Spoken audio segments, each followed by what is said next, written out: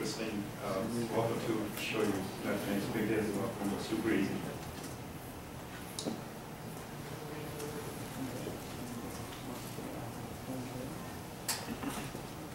Do we got pictures?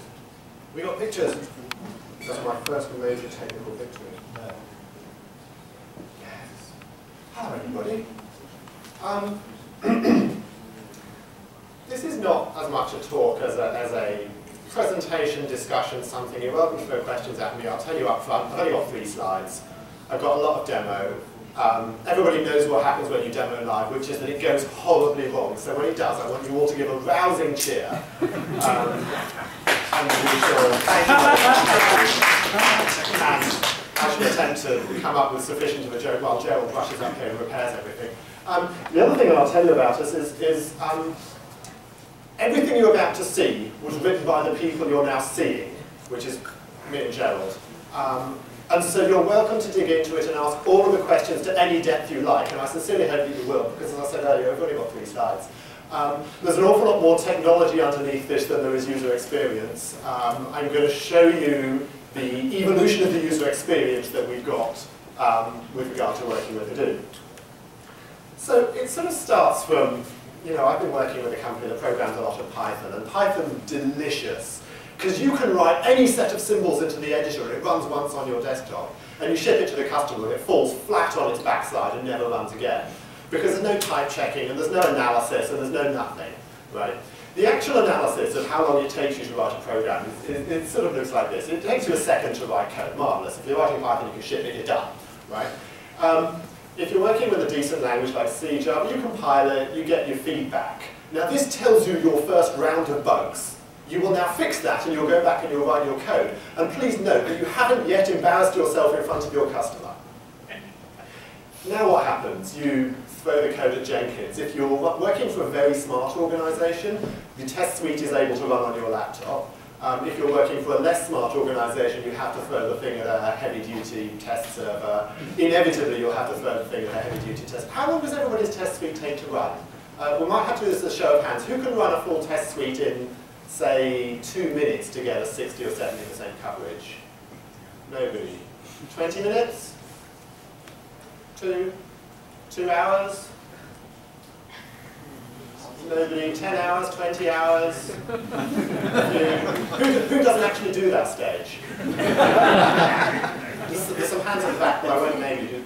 Anyway, you put the code together and you deploy it to a customer. Now, here's the consequences of missing a bug at each stage. The thesis that we've got here is the earlier you can detect errors, the less time it takes you to deliver value to yourself or to the customer that you're actually working for. Now, we've all worked with Hadoop here, and we know that not only does the error happen a long way away from you, happens a long time away from you, it happens in an obscure format, and worst of all, it happens in the form of an exception somewhere in a log file, which means we're now reduced to parsing log files. So let's come back a step. The things that we really want are exceptions that appear at the caller, but we don't want exceptions that appear at the caller. We want type errors, we want compile time errors, we want to know what happened early. So I think I'm actually going to switch straight into a demo.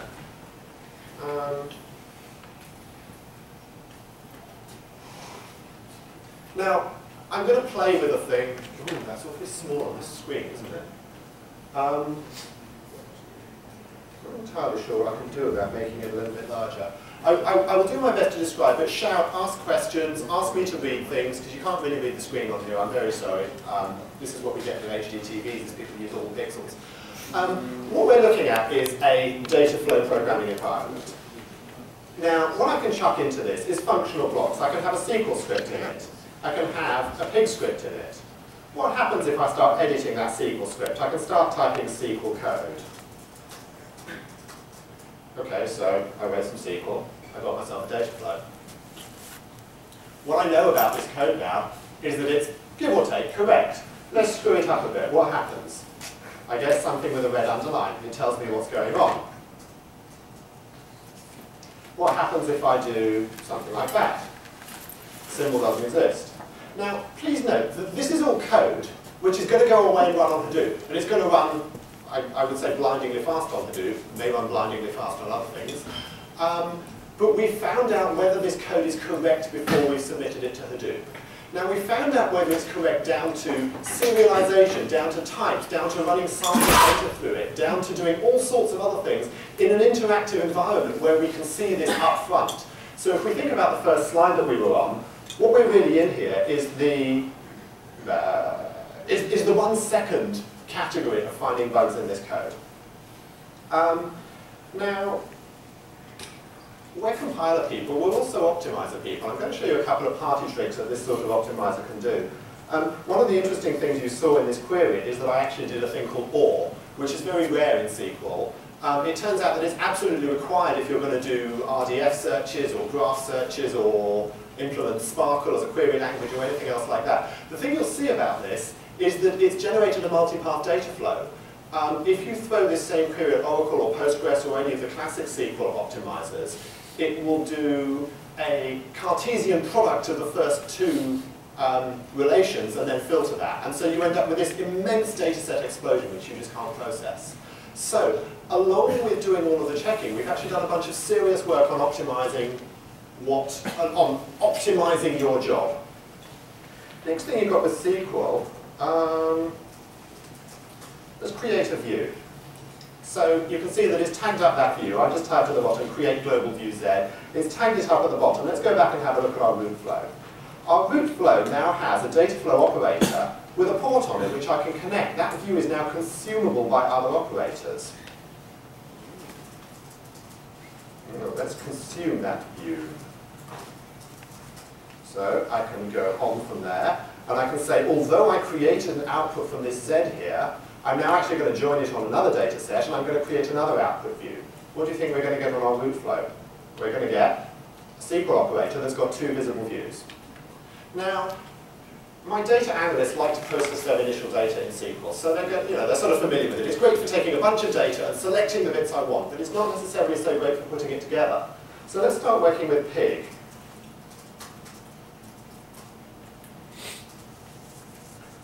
Now, we've actually got,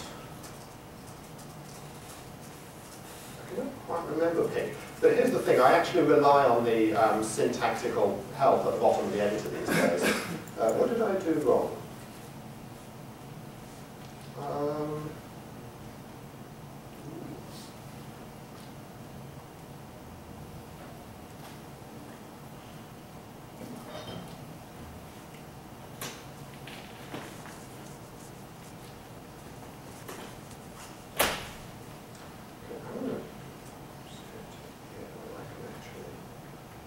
That's what I need to do. A equals input. Right, so I wrote a pig script, and I sort of relied on my syntactic help to get there. We've extended the pig language in this compiler with input and output terms. What this allows us to do is to write a pig script which is a processing unit in a workflow. It doesn't load data from disk and save it. It has an input with a defined schema, and it has an output with another defined schema. So if we switch back to our root flow, what we did was we wrote a SQL operator which defined some outputs as views. We wrote a pig operator which defined an input as a view, and we can connect them together.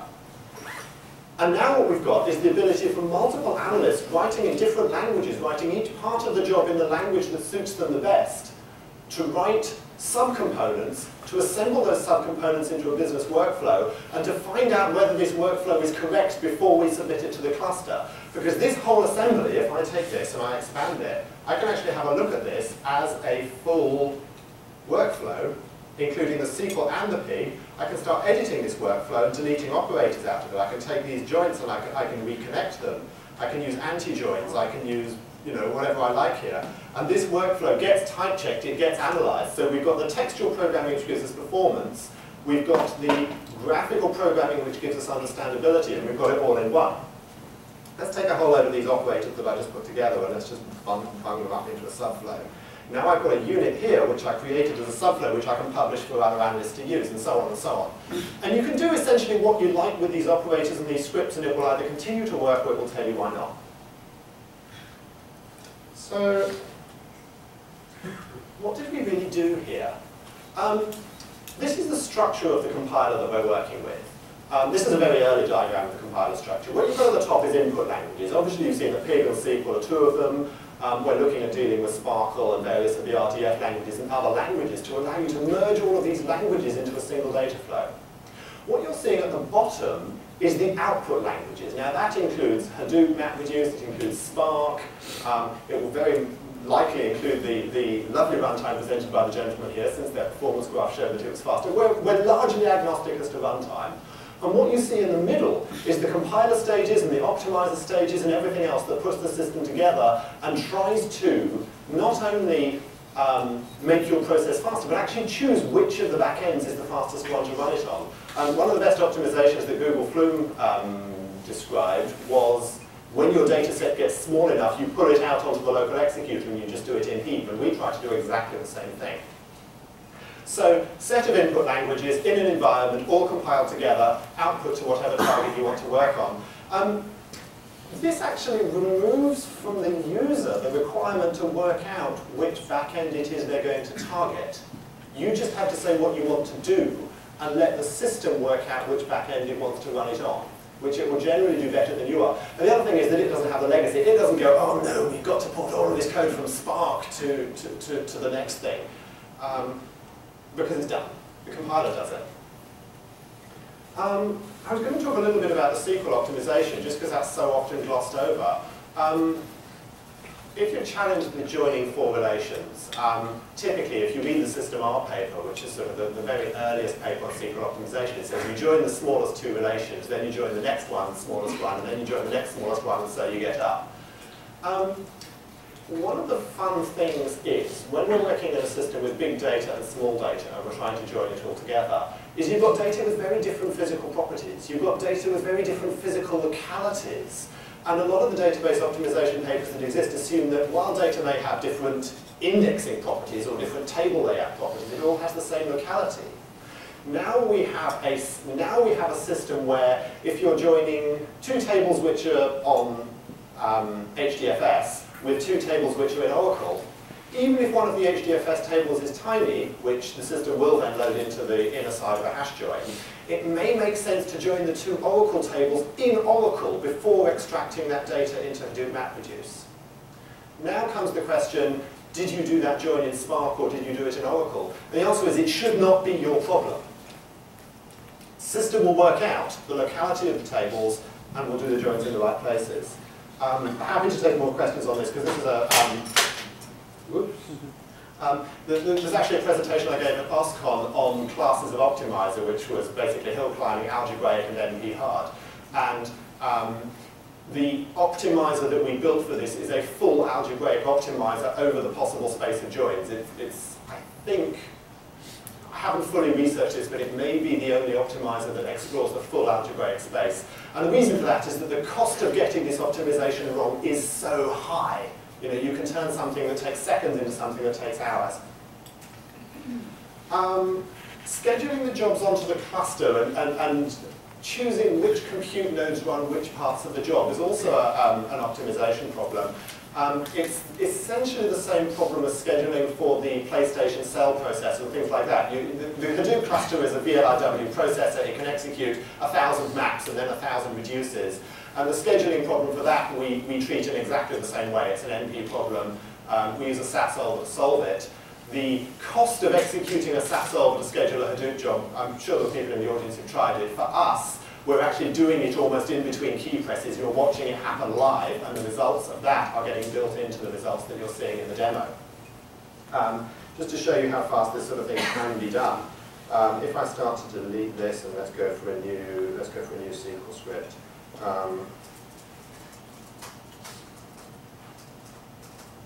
Let's have this as our script, and there's our flow. Let's go in here. Let's execute it.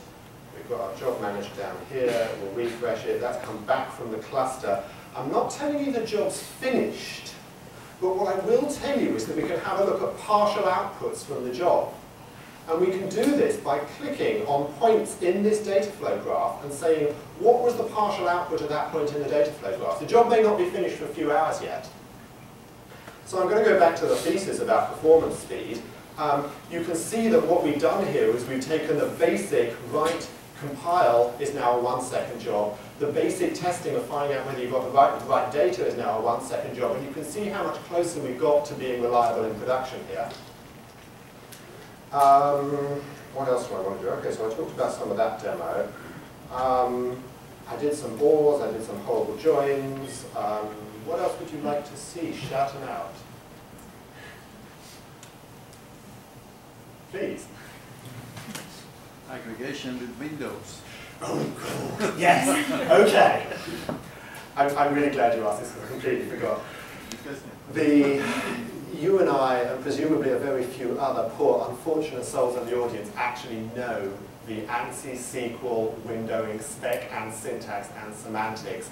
And it's really horrible. Window over 3 rows preceding, 5 rows after, and you can actually legally wrap average in average and count in count under some circumstances, and there are cases where this makes sense.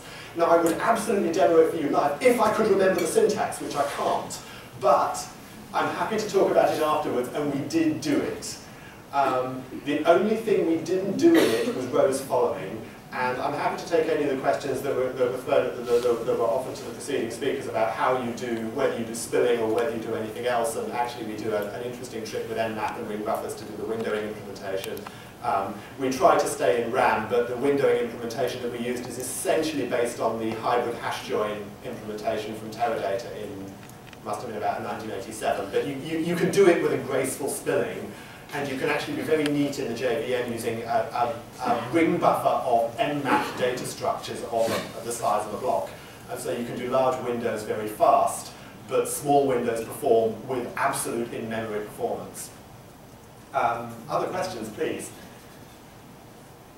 I'm sorry for not going into that one as deeply as I can, because honestly, I can't remember. You can do create window W as average over this. You know it, yes. Thanks for the compliment. Yes. The question, please forgive if it doesn't make much sense. But the question I have is compilation. Yes. Which happens in network processing. You're talking firewalls and packet inspection. Yeah. Okay.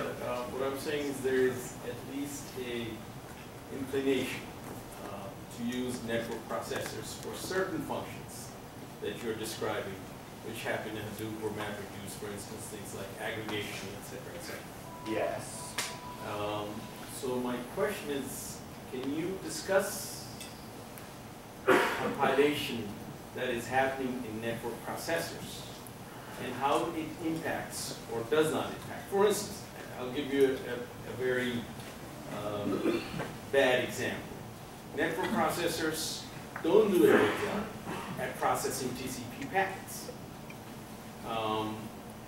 When you merge that compilation process with some of the things that you were discussing, let's just say that you decided to.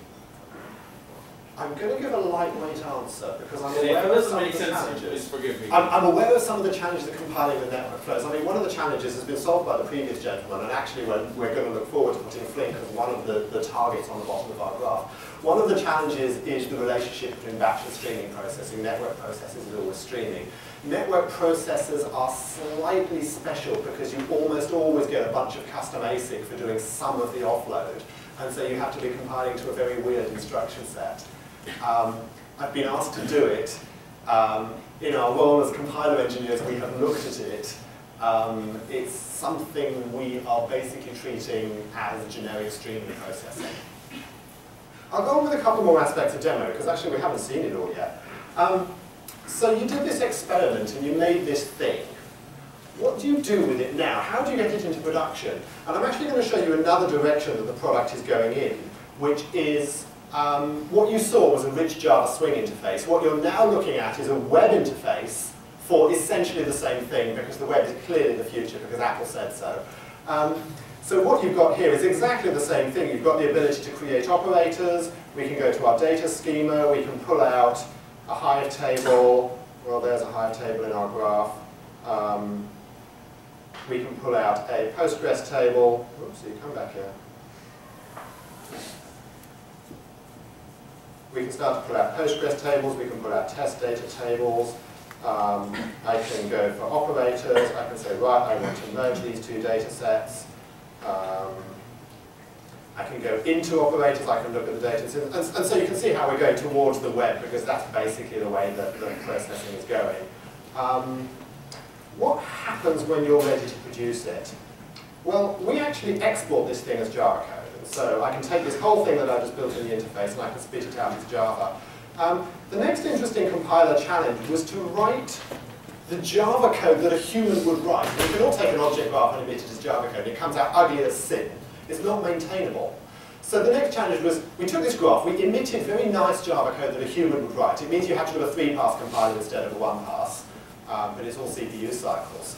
Now, the next question is, what happens? So you can compile this, you can drop it into your infrastructure, you can fire it up with Juice or Spring Framework or whatever it is you like. What happens after it's been running in production for a bit and you're unhappy with it? All you've got now is the Java code.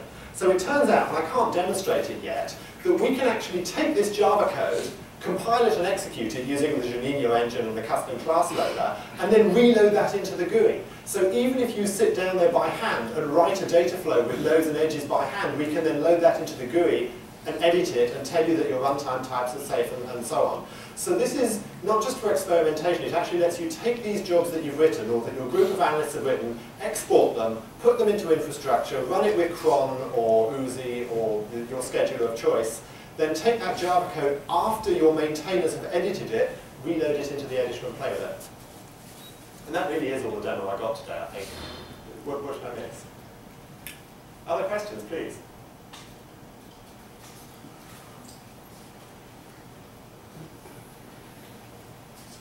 Go ahead. What's the license? What's the license? Undetermined. There's a bunch of technologies in here, like I was talking about the ring buffers and a lot of the diagnostic stuff and the type checking stuff, which is just available for free on GitHub. Some of the optimizers and the compiler core. The compiler core is essentially Clang that ported to Java. So you've got the slide that I did with the it's a multi-stage incremental compiler, and it's basically a port of Clang to Java, where you can drop a stage into the compiler. It's actually possible for the user, with binary only, to add a particular optimizer, checker, or compiler stage in there. And so there's a bit of a mixture at the moment.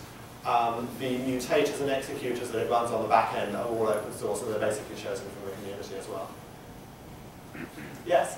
Can you talk more about the database optimization piece? Is it utilizing the database optimizers that are native to each platform, or is it overriding that? So the question is it using the database optimizers that are native to the platform? So this is where being an overarching product that can query on multiple data backends gets very interesting, because every backend database that you're talking to has different methods of access and different methods of indexing and makes different statistics and properties available.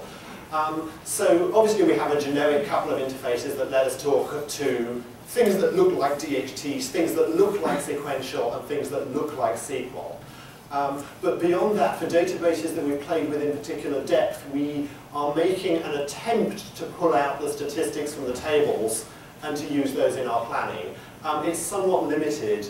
Actually, what we do get a lot of benefit from is the ability to say that things are co-located and should therefore be co-processed before pulling them out into the general purpose mutator. So, you know, but there's actually an optimization in there where we do estimate the complexity of performing a particular process in a particular database engine. So there are things, for instance, that we know that Oracle doesn't do very well. Now, in that case, if we think that we can do it better than Oracle can, we will not use co-located processing, and we'll pull the whole thing out into Hadoop or Spark and process it ourselves, because we can do we can do a distributed hybrid hash join, and Oracle can't do that unless you're running rack. So it's a mixture.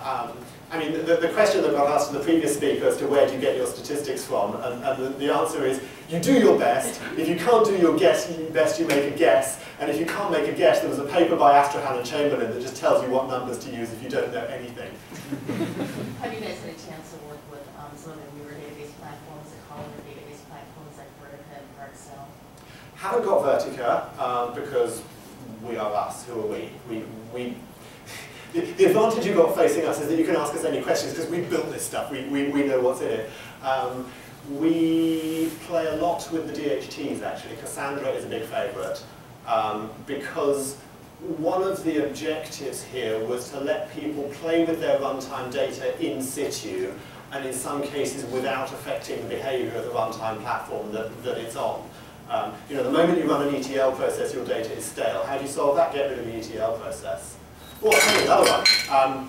UDFs are great fun in this system because we can actually take an arbitrary Java class, reflect on it, find the function you want to call, find its type parameters, and in the compiler, we flash compile the necessary wrappers. So this frees you from the Hive where you have to write a Hive UDF to wrap some other trivial function, or you have to write a pig eval func. It's unnecessary because we can just look at the underlying Java function or whatever and reflect on it. So there's some stuff there that we're trying to do and make easier. Yes? So have you tried this one with the Spark streaming? I mean, your nice flow and real-time debugging that you have. How to... Spark is in progress. The executors which are working particularly well is the ones where we push down into whatever's the co-located mutator. Hadoop's running really nicely. Local execution's running really nicely, which is an in-memory collection in this case. We don't have numbers for Spark. And the other question that you asked previously was, do we have performance numbers for these things? The answer is no. Because we're a compiler, we are spitting out whatever the native behavior would be for the underlying executor, so we don't actually need to have performance numbers of our own.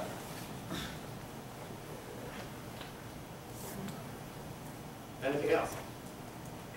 Well, thank you very much.